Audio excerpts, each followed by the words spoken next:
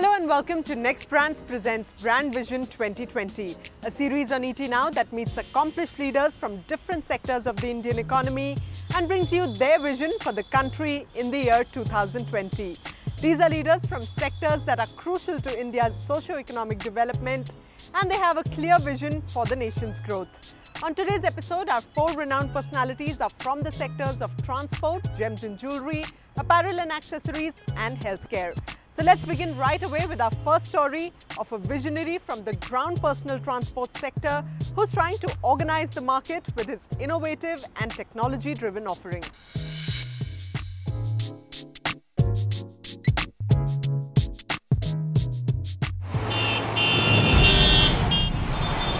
In a sector often associated with a state of disarray, one man broke new ground 15 years ago with his brainchild Cars on Rent. Rajiv Vij, the pioneer behind the popular ground transport brand, entered the market in the year 2000 with a goal to organize it with his innovative ideas and new business models. When we started very small, and it was actually very humble beginnings. But we were very focused on what we wanted to achieve. We are now about 1,000 people team. We spread across 39 cities in India. We offer a car right from about half an hour to a 3-4 years kind of requirement that the customers have. With Rajiv Vij at the helm and his daughter and second generation entrepreneur Sakshi by his side, the brand is packed with both experience and bright young ideas, offering a range of services to suit every customer's needs, from affordable point-to-point cabs and chauffeur-driven luxury vehicles to all kinds of corporate solutions. Cars on Rent was an early mover in adopting technology. Its customer interface is designed to impart safe, quick and reliable service every time, offering easy booking options on the web or on a mobile app, convenient payment modes and a 24/7 command center that tracks every booking. The cab will be there within 25 to 30 minutes at your pickup point. We've used a significant amount of technology now to be able to provide to the consumers a very self-service sort of a product through our radio taxi as well as the self-drive program. And we are really trying to work in every city that we go into now to improve the mobility solutions that are available for the residents of that city. The solution is as simple as having an application on your phone, finding your nearest car, booking it and choosing the mode of payment that you want to pay with. In terms of technology, right from that time we installed a GPS, GPRS tracking mechanism in all our cars. We also at that time introduced a panic button for the driver and for the passenger, so that in case of any kind of emergency, the panic button can be used and our command center will get alerted and will contact the customer or the driver, whatever is the issue. On India's busy city roads, haggling with auto rickshaws and struggling on overcrowded public transport is a common sight. Catering to the aspirations of a young and independent demographic, Cars on Rent pioneered the self-drive model in India. Its brand Miles lets you have the freedom and flexibility of driving yourself around without having to buy a car. And with 800 self-drive cars currently in its fleet, the company already receives close to 10,000 reservations every month. So as Miles, what we are really doing is we are giving you, as of now, 33 different models of cars. We are giving you a spread of over 20 cities already. And we are giving you a car that starts from as low as, under $2 and reaching up to maybe about 1,200 rupees for an hour. So, the product is such that it allows for the consumer to be able to identify themselves with. In a competitive, technology-driven sector with many new players, Cars on Rent has retained customer loyalties by placing emphasis on soft skill training of drivers apart from its technology focus. And its brand Miles, targeted at young professionals and free-spirited explorers, is set to rise from 800 to 40,000 cars in the next 3 years. By 2020, the company dreams of taking both these brands beyond the national borders. As Cars on Rent, we would like to build Cars on Rent as our brand for the cars with driver industry, and Miles as our brand for the car without driver industry. And in both of these, we would want to grow beyond the boundaries of this country, and we would like to take these brands global. We would want to build this company as the largest and the most preferred service provider to the hundreds of cities all across India. Whether you're rushing for a meeting or just want to head out for a holiday, Cars on Rent is a one-stop shop for every kind of transportation need. Beginning with 30 cars and 30 lakh rupees 15 years ago, today Rajiv Vij's venture is on a speedy growth path, promising revenues of 2,500 crore rupees by the year 2020. So that was Cars on Rent, making travel more convenient for urban Indians.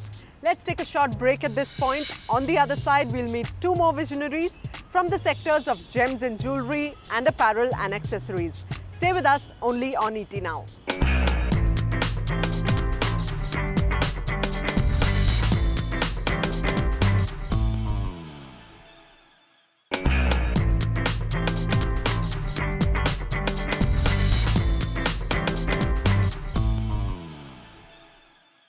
Welcome back to Next Brands presents Brand Vision 2020.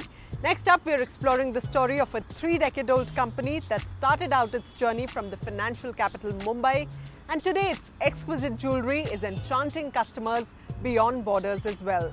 Here's the story of a self-made man who has indeed had a remarkable entrepreneurial journey.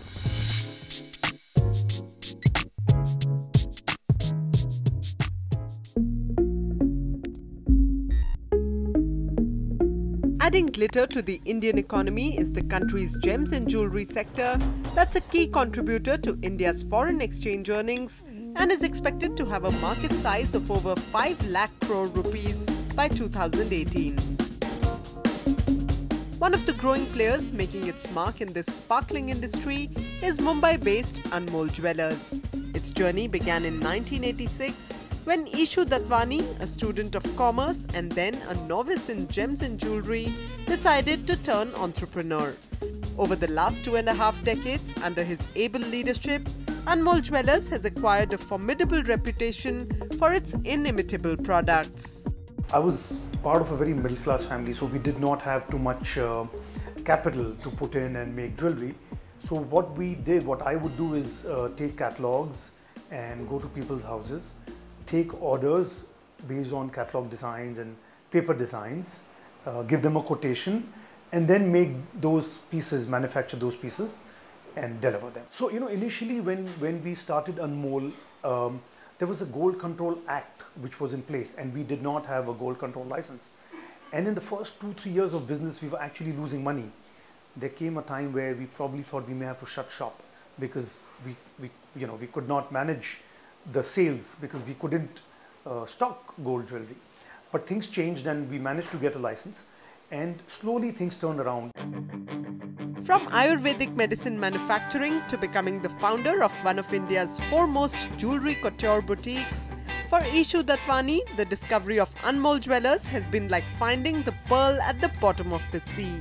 Using the highest quality of raw materials, the focus for this company has always been aesthetic design. And by the looks of it, this strategy seems to work like a charm. I always like things which are long-term, which I know will not get dated. And I always want my clients to buy things from us which they can wear on a regular basis rather than, hoard it and put it in their lockers. So for me, that is very important. It has to be wearable. Anmol Jewellers had decided from the beginning that exquisite designs would be its armor in the highly competitive jewellery market. With a team that's always ideating and taking on the challenge to develop new design concepts, the company aims to give its patrons adornments that stand the test of time. Early on, I realized that if I have to be different, if I have to stand out, there has to be some USP. And I understood that design is paramount. It is ultimately product, which means design. And so, when we realized that we were part of a crowd, I mean, so many jewelers, why should someone come to Anmol? We decided to concentrate on the design element, and that became of a differentiating factor. And that's what pulled in people. Ishu Datwani started his venture by going from home to home, carrying his designs to win customers and delivering the best quality to them. Those designs and his keen eye for customer insights have won him generations of clients who choose to immortalize their memories with his beautiful offerings. What made them stick on to us, I think, is our attitude. Basically, once they realize that we're not, want to befriend them just to take advantage of them, but that we really mean to, be of good service, we have that long-term attitude, and then people see through you, and they realize that, yeah, this is a person I should be dealing with on a long-term basis. He has this crazy idea of perfection, and the perfection is not only in the quality of pieces he chooses to make the jewelry, it is also in the design and his sheer determination to get the most gorgeous piece ever. When he shows you pieces, when you go to his shop, he doesn't show you just pieces which are the current fad, or which everybody is talking about, or which is in the market, or what is just new or anything. He shows you pieces which would suit your personality. And I think that is where the difference between him and any other jeweler would be. Having firmly found its feet in the shimmery streets of urban India, Anmol Jewellers now aims to offer its products to foreign shores. Steadily gaining a feel of the overseas markets, Ishu Datwani's vision for the year 2020 is to open limited stores with bespoke products for an evolved international clientele. I don't believe in having 20 stores, 30 stores. I believe in doing things well. I believe in consolidating and then moving on. So I do see Anmol internationally. That's what my vision for 2020 is. Be it diamonds, rubies or pearls, the value of these sought-after stones multiplies as they get molded into beautiful jewels that last for generations. An investment or an accessory, jewelry will always continue to be a special purchase for Indian homes, taking companies like Anmol Jewellers ahead on the shiny road of success. Well, it's time to move on now from gems and jewelry to apparel and accessories. The next story is of a company that launched one of India's first denim brands. Today, it has evolved greatly to offer an elaborate range of casual wear, shoes and accessories, and indeed it has become a trendsetter of sorts. Take a look.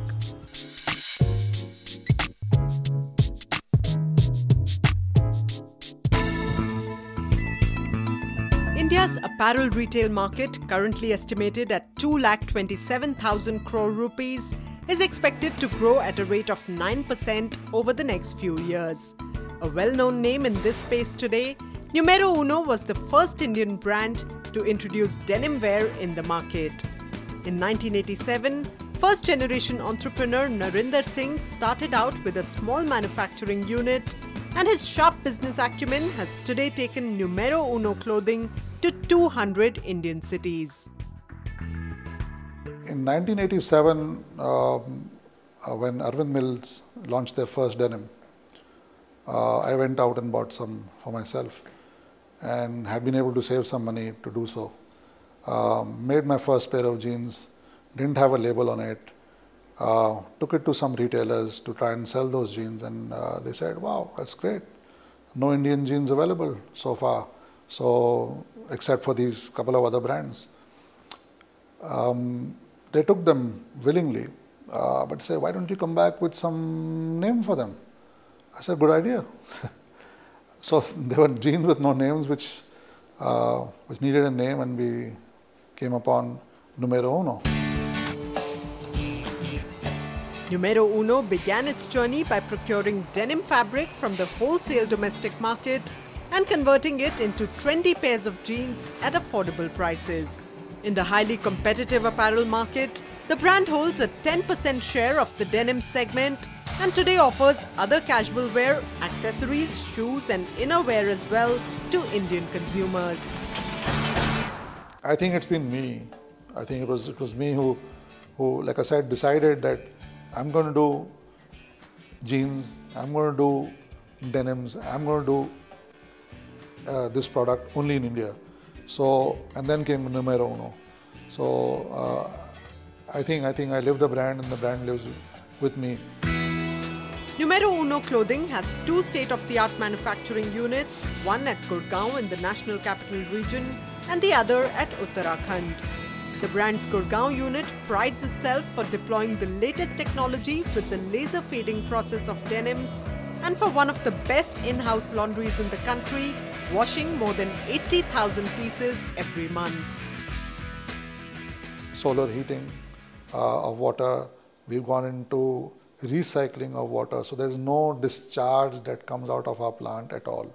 Whatever water we use to wash our garment gets processed to make it clean enough to be literally able to drink the water. So you'll be able to drink the water or use it back into your plant. So the process is costly, it's time consuming, but we are believing in tomorrow. We believe that environment is very important. We must protect whatever we can from our point of view. Design and innovation lie at the core of Numero Uno's success. Today, young India is becoming increasingly aspirational and fashion conscious, and internet on the go is shrinking geographies, opening doors to global trends.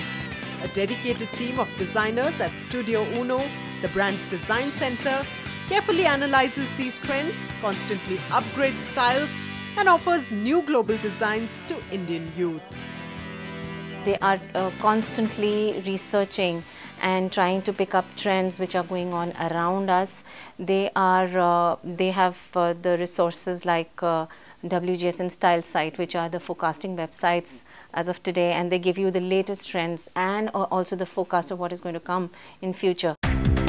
Calling itself a brand by the people and for the people, Numero Uno boasts of being a Make in India company since inception. This leading denim label is aiming to double its business in the next 3 to 4 years and plans to contribute to Indian retail's success story by making its presence felt in every nook and corner of the country. It's going to happen hugely in the next 5 years. Urbanization is happening. We're already close to 32%, as I'm told by stats, which is already, India has already gone through urbanization. In the next 15 years, they're talking about reaching 40%, which is a huge sum of people, a huge amount of people. And retailing is a part of urbanization as well. And we want to be there always in all the stores, all the markets that are part of urbanization of the country. With a commitment to offer newness and latest styles to fashionable India, Numero Uno follows a philosophy of be the new you. The brand has established a strong foothold across India with a network of 180 exclusive brand stores and a presence at 500 multi-brand outlets. The brand projects an annual growth of 15% and is eyeing expansion into global markets in the next couple of years. A prosperous vision not only for the company, but also for the Made in India tag. So that was the inspiring growth story of one of India's most renowned denim brands. Let's take another short break at this point. After that, we'll meet a pioneer from the alternative medicine field of homeopathy. Stay with us only on ET Now.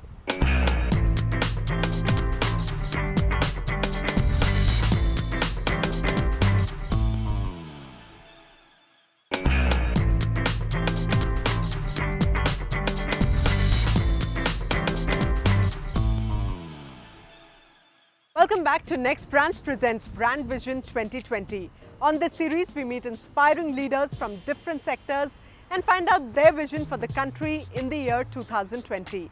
Our last story today is of a man who set out to offer an alternative form of medicine in India at a time when many people did not have faith in it. Today, he owns the largest chain of homeopathy clinics in the country. Here's a look at his incredible journey.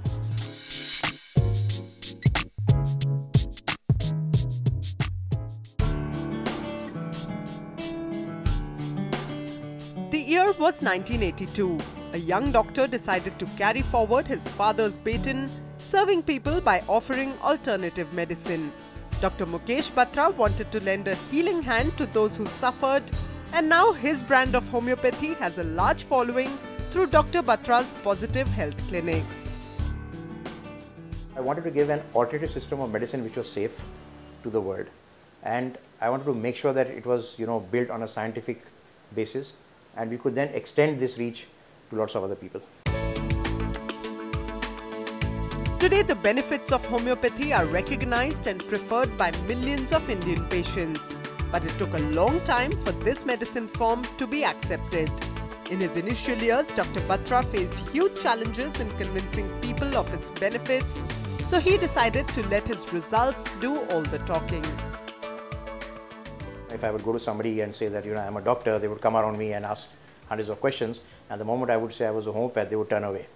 There was really very little acceptance for homeopathy at that time. Today, I think things have changed. Today I would say that the medical establishment accepts homeopathy as a very powerful system of complementary and alternative medicine all over the world. There's been a huge turn towards people really looking for natural and safe medication rather than chemical medication which is harmful to their bodies. The wide network and reliable solutions offered by Dr. Batra's clinics are attracting patients interested in holistic wellness. With 183 clinics spread across 98 cities in India, Dubai and the United Kingdom, the Positive Health Clinics are offering treatment and bringing smiles to many satisfied patrons today. I would say almost 15% of our patients are patients who have suffered from a disease which cannot be cured. They suffer from ailments. If there are only 3 diseases like that in the world, one of them would have come to Dr. Batra's and be treated over there.